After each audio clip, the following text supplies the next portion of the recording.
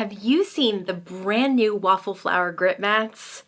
They are amazing and you need to check them out. Hi everyone, I'm Rebecca Keppel, and in today's video I'll be sharing lots about the new Waffle Flower grip mats, but I'll also be sharing some of their Christmas in July celebration, and I am working with some of their Critter Christmas dies, stamps, and stencils. So let's talk a little bit about the grip mats first. I plan to do a whole video of the Waffle Flower grip mats and other ways to use them. But for today, I just wanted to share that they are a high quality photopolymer. They have grids that you can use with them. They basically have a high degree of stickiness that's not adhesive. It's just the quality of the photopolymer. Think your really, really high quality stamps. So that grip mat can be used to grip both stencils or to hold paper in place while you do blending or while you do stamping. There are also some different tools and guides to use with them, and that's what I'll share in a video all about the grip mats and different ways to use them. But for today, I wanted to show you the sizes that were available. Now let me share with you some of the Critter Christmas supplies and some of their other new items from this release. First up, this is the Be a Dog die. You can see it is the cutest little dog along with a patch for the heart and some other pieces for the dog as well. And there are pieces you can snip apart to make different colors. This is the Be Christmas accessory dies. You can see there are Santa beards, eyebrows, there's a scarf. There are two different hats. One's kind of more of an elf hat. One's kind of more of a Santa hat. There's a belt for Santa, a candy cane, and other accessories. This is the Bokeh stencil, layering stencil. It is 3 stencil set and layers on top of an A2 piece of cardstock. Next up, we have the Critter Christmas sentiments, as well as the inside sentiments, the Christmas inside sentiments, which is so nice to have for your Christmas cards, really heartfelt sentiments for inside your cards. Now let's use all those together to make some cards. For this first card, I'm going to share one way to use the 8.5 by 8.5 grip mat. So I'll take off one side of the acetate that protects the grip mat, and then I will lay it down on my glass mat. If you don't have a glass mat, you could try it on another work surface, another type of mat if you wanted to. I really like it on the glass mat because it stays put and it doesn't do anything to the mat itself. Then peel off the top acetate and you have it stuck down to the glass and sticky side up as well. So I can place an A2 piece of white cardstock down on the grip mat, and then you can see that the layering Bokeh stencils have guidelines for an A2 card, so it makes it really easy to line them up right on top of where they need to be on that A2 piece of white cardstock.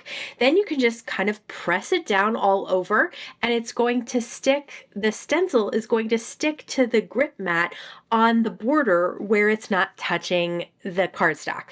That gives it a really sturdy in place. It's going to stay no matter what you do. You can see I don't even have to hold it. The only reason I put my fingers on it is because I don't know what else to do with my left hand while I am ink blending. And then when I peel it back, check that out. It is an absolute perfect transfer of ink onto the cardstock. So this grip mat is a super game changer for me if you are doing stenciling like this and you have a glass mat especially. But like I said, if you have another mat, you could try a small part of it just to see if it works for that mat as well. So for the second stencil, again, there are the guidelines to line it up, and I have it stuck down to the grip mat, and the cardstock stayed exactly where it was before. So it's really easy to just line up this second stencil and go over this second stencil with another color of ink. I'm using blending brushes from Waffle Flower, and I'm using Distress Oxide ink. I have tumbled glass, then spun sugar. And then for this last layer of the stencils, you can see I just make sure it's all lined up with with those guidelines, I am going to use the shader brushes from Waffle Flower so that I can have those little shine marks be one color and then the little bokeh circles be another color. So for the shine marks, I'm using Distress Oxide Shaded Lilac. And this is such a pretty non-traditional color card because of this perfect background that I was able to create with these stencils and using the grip mat. I love how nothing has moved at all. Nothing has shifted, nothing has moved. I haven't had one of those oh no moments where the stencil shifts a little bit and I have to check it or do it again or anything like that. So I am a big fan of this grip mat. I will definitely be using it again and again, especially with stenciling. I think it's so much fun to use. Check that out. I don't think I've ever had such a good look come out from my stenciling when I did different colors like this. I just feel like every single layer was absolutely perfect and it just looks so pretty. All right, this is the Star Snowflake dies. I have the background cut out of vellum and I have the Star Snowflake cut out of silver mirror cardstock. I'm going to use liquid adhesive to adhere them together. I've just put a little bit of liquid adhesive all around that Star Snowflake. This is a die that has been previously released as a kit, and so some of you may already have this, but they are re-releasing this in this Christmas in July release. So if you didn't get it last time, now's your chance to pick it up. I loved this. I had this from last year and I used it on a bunch of different Christmas cards. I had a little piece that I had to pluck out there. Didn't weed that part out. So I just grabbed my Spellbinders 2-in-1 to pick that out. For the back of the vellum, I decided to use some little bitty foam tape pieces. So these are the little foam squares from Spellbinders. I cut them in half for the slimmer parts of the Star Snowflake, and for the center I just have one right in the center. Peel off those protective layers and then lay this down. The reason I did the shadow die in vellum is so that you could still see that bokeh background. Here's the 4 3/4 by 6 inch grip mat, and you'll see that it fits perfectly inside the mini Misty. There's another size that fits perfectly inside the original Misty as well, and this is perfect for taking out your Misty mouse pad or your black foam pad that's in the Misty, and you'll be able to place it inside the Misty or the mini Misty. Now you want the sort of flat side down, the beveled side is going to be up, and then you'll see that I can place my cardstock right on top. It is the exact width that I need to stamp with clear stamps, and it holds my cardstock in place so I don't need to use magnets at all ever again. I'm using the magnet at the top, but you don't need to at all. So another game changer for me, and I'll be using it more in my Misties for sure. So I just cut out the All is Calm, All is Bright with the dies from the Star Snowflake. That stamp is from that stamp set. It has a beautiful stamp set with sentiments, and that was such a fun card. It was my first Christmas card that I made this year. But since I have the inside sentiments, I decided to place this on a card base and stamp the inside sentiment. This green grid comes with the grip mat. So I placed it on the cardstock, placed the stamp on top, and then close the door, open it up, and I've aligned that inside sentiment perfectly on the inside card base. And the card base was held in place by the grip mat. So if you ever are looking for inside sentiments, Waffle Flower has a bunch of them. For this next card, I decided to use the Be a Dog die set. And I've cut the dog out of a dark gray cardstock, a black cardstock, and a white cardstock. And then I'm adhering the gray dog down to an A2 piece of white cardstock.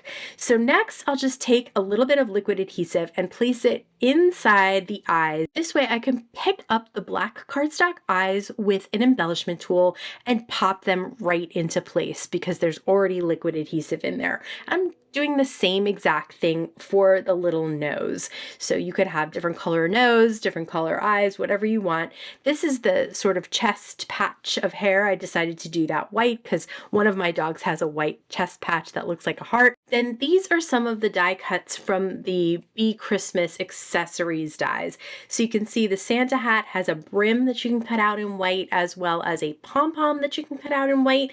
And I cut the scarf out of the same red cardstock as the hat, and then just use a little bit of liquid glue to adhere the hat right down to the little dog's head and the scarf to the little dog's neck. There's also a candy cane. I cut it out of white cardstock and decided to add red stripes with a red marker.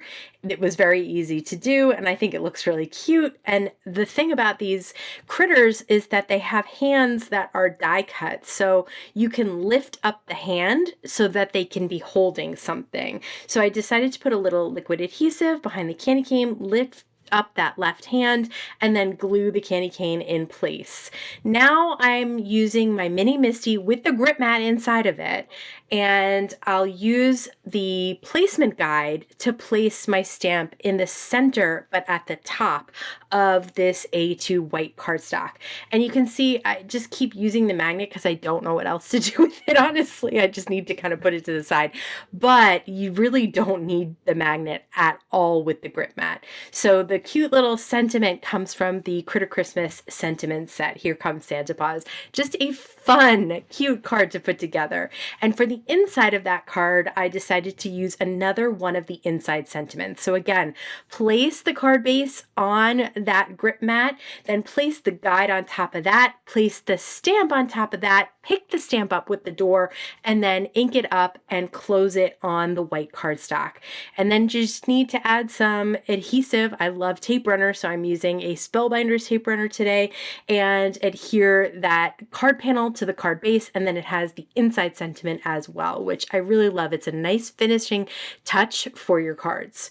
For this card, I am using that layering Bokeh stencil one more time, but I wanted to try something a little bit different rather than ink blending. So I have that 8.5 by 8.5 grip mat on my glass mat again. This time I'm covering up the open spaces using a domed foam blender and some Versamark ink. So I've basically created the Bokeh circles with Versamark, and then I will, for this first layer, just pour a whole bunch of gold embossing powder on top.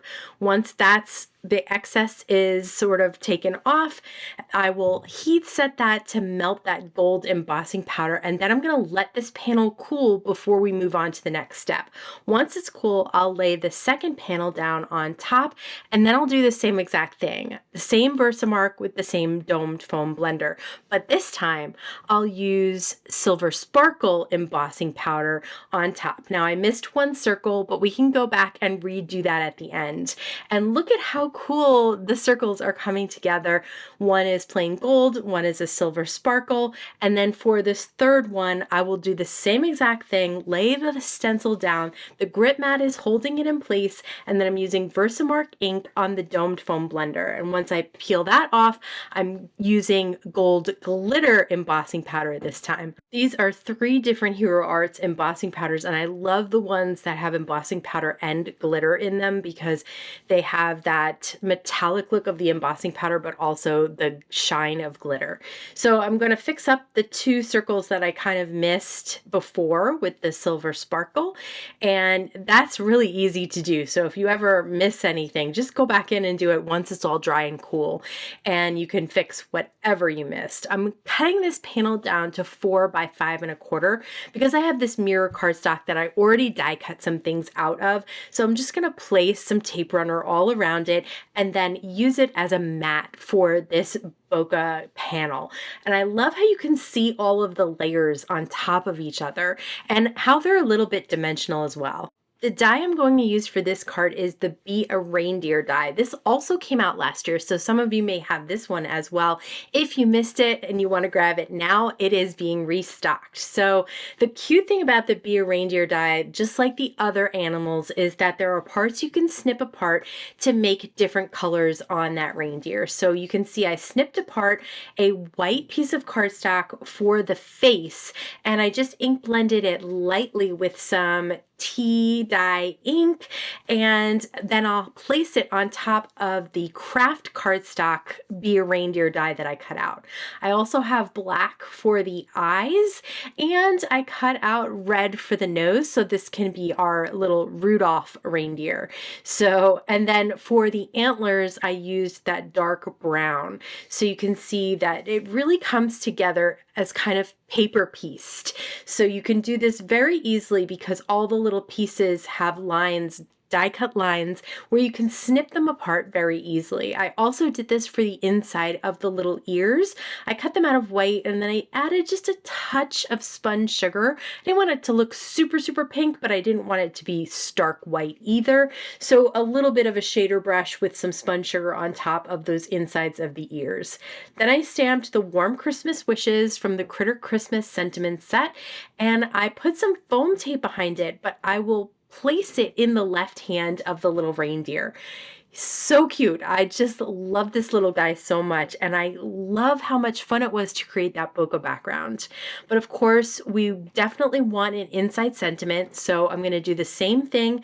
Use that grid to align the stamp in the center, close the MISTI door, and pick up the stamp, get rid of the grid, ink up the stamp, and then close the door again. And then you have a perfectly placed inside sentiment for your card. I did add a little elf hat at the end with the accessories die set as well. I was really blown away by the innovation of that grip mat, and I think it will be so handy to use whether in stenciling or stamping. Let me know if you're interested in checking it out in the comments below. I know some of you are hesitant to get started on your Christmas crafting in July, but let me tell you, when I start in July, I have no card making to do at the end of the year when it's so busy and there's so many other things pulling at my attention. If that sounds like you, I'm going to add this video to my Get a Jump on Christmas playlist, and that you can find here. As always, I want to thank you so much for stopping by and spending time with me today. Please stay safe, stay healthy, and I'll see you again soon.